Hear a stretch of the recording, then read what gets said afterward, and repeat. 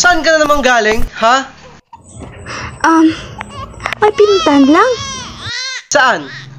Sa ex mo? Ha? Ex? Yan ka na naman.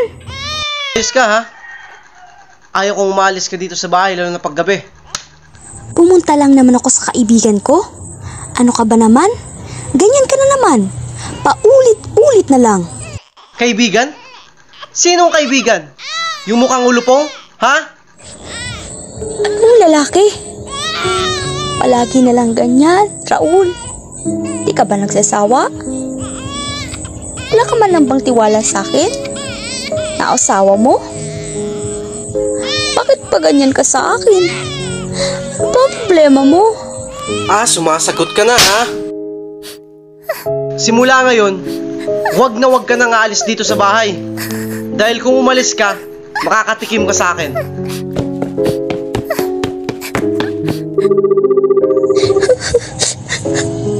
Bakit pa ganun siya sa akin? Wala naman akong ginagawa. Lagi niya akong sinasaktan, sinisigawan, sinasampal. Ano bang nagawa akong mali? Sinaktan ka na naman niya. Bakit di mo siya nirereklamo? Oo, palagi naman siyang ganyan kapag nagagalit siya.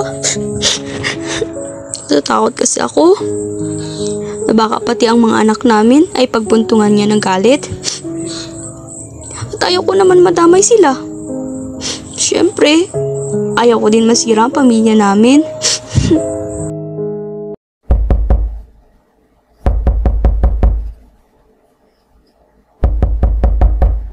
Erna, andyan ka ba?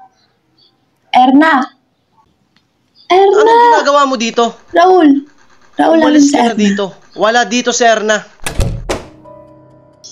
Sige, pag di mo nilabas si Erna, tatawag ako ng pulis. Alam bang hindi na tama yung ginagawa mo sa kanya? Ha? Alam mo ba na pwede kitang idebanda?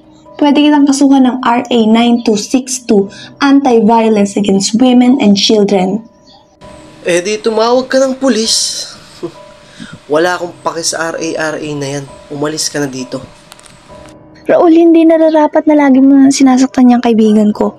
Intindihin mo naman ang asawa at anak mo. Wala ka bang awa? Natatakot na sila sa'yo. Kung hindi mo ititigil yung pang-aabuso mo, maaari ka talagang makasuhan dahil din sa mga pinagagawa mo.